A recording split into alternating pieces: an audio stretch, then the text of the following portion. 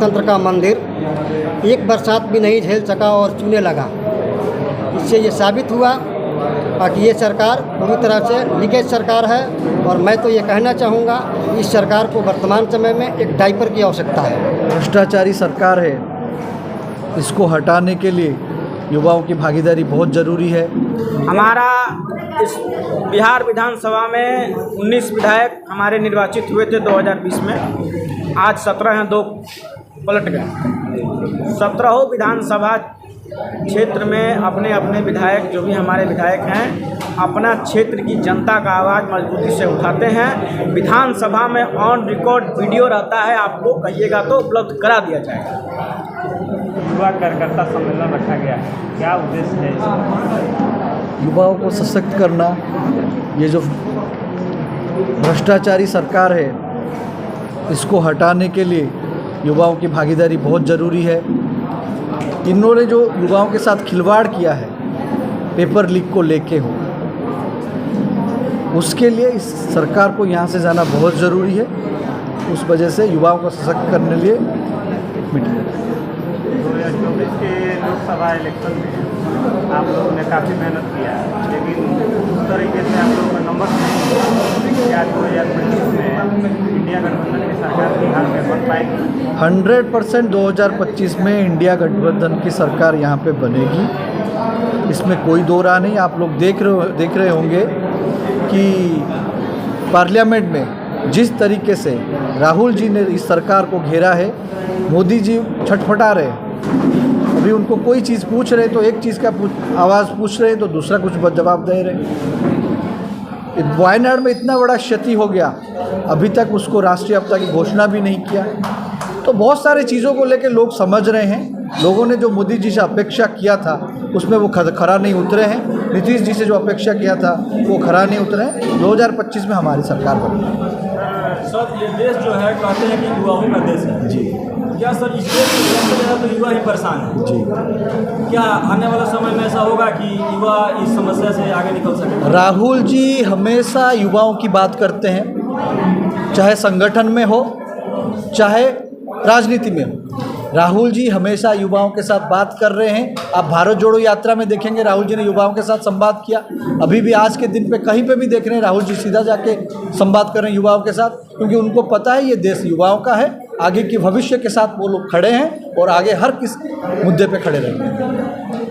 Sir जैसे आप मान लीजिए कि आप विपक्ष में हैं, आप अगर आवाज़ उठा रहे हैं किसी गलत चीज़ के लिए, तो आपके ऊपर ED का छापा पड़ रहा है, रेड पड़ रहा है। हम लोग मीडिया के माध्यम से अगर आवाज़ उठाना चाह रहे हैं तो हमारे ऊपर भी FIR होती है जी। अगर आप मान लीजिए कि आवाज़ उठाना चाह रहे हैं तो आपके ऊपर लाठी चलाया जा रहा है, तो हम आवाज़ उठाएगा कौन सा?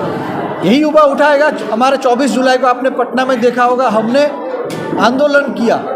हमने किसके लिए किया? इस राज्य के लिए किया, इस देश के लिए किया। मारा, लोगों को पीटा, लोगों का सर फोड़ा, और उसके बाद ये इतनी तानाशाह सरकार है, हमारे 15 पदाधिकारियों के ऊपर इन्होंने FIR भी किया। वो लड़ाई लड़ते हैं, हम लाठी से डरने वाले नहीं है, और आगे भी और भयंकर तरीके से लड़ेंगे जब तक हमें अपनी हक नहीं मिलती। सिवान और गोपालगंज के युवाओं को जो हमने 24 जुलाई को बिहार विधानसभा का घेराव किया था, और जिसके प्रतिरोध में ये तिलमिलाई सरकार ने जो कृत्य करने का काम किया, उसका उद्भेदन हम हर जिले जाके कर रहे हैं और युवाओं को जागरूक करके इस तानाशाह सरकार की नींव हिलाने का काम करेंगे आने वाले विधानसभा चुनाव में।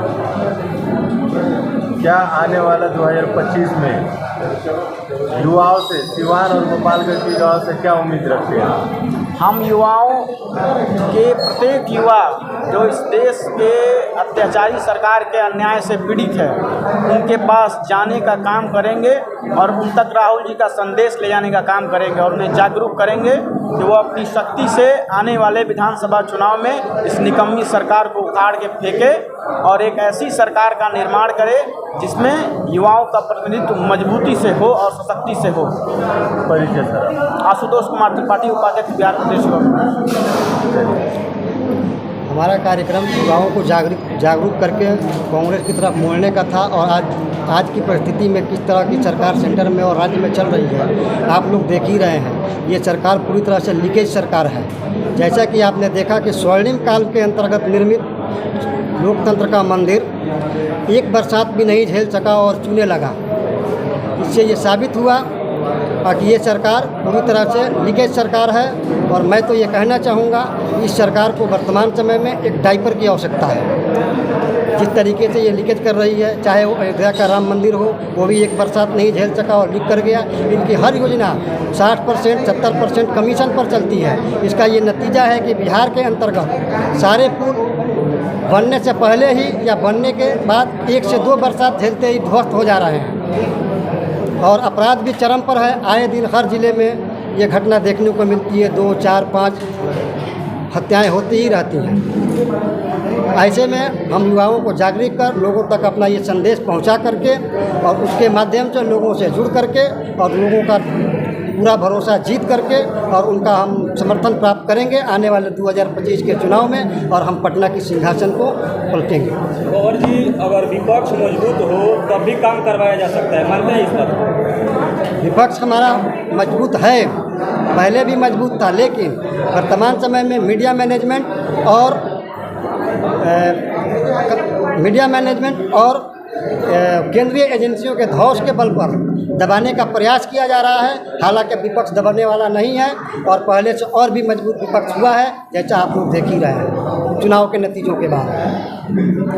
और हमारे संसद के अंदर हमारे नेता राहुल गांधी जी हम लोगों की आवाज़ को, देश के दबे कुचलों की आवाज़ को बड़ी प्रबलता से उठा रहे हैं। ये अलग बात है, यहाँ की मीडिया, नेशनल मीडिया उस चीज़ को पूरी तरह से कवरेज नहीं दे रही है, उसे वो स्थान नहीं दे रही है जो मिलना चाहिए था।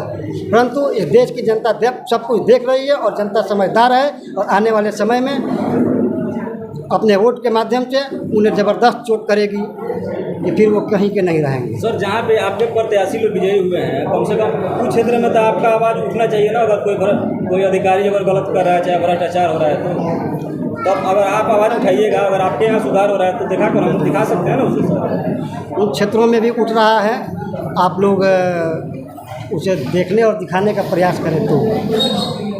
कहाँ नहीं उठ रहा है बताइए।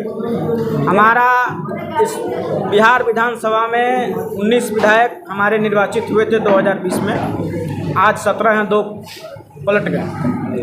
17 विधानसभा क्षेत्र में अपने अपने विधायक, जो भी हमारे विधायक हैं, अपना क्षेत्र की जनता का आवाज़ मजबूती से उठाते हैं। विधानसभा में ऑन रिकॉर्ड वीडियो रहता है, आपको कहिएगा तो उपलब्ध करा दिया जाएगा। मैं गौहर अली, बिहार प्रदेश युवा कांग्रेस का प्रदेश सचिव।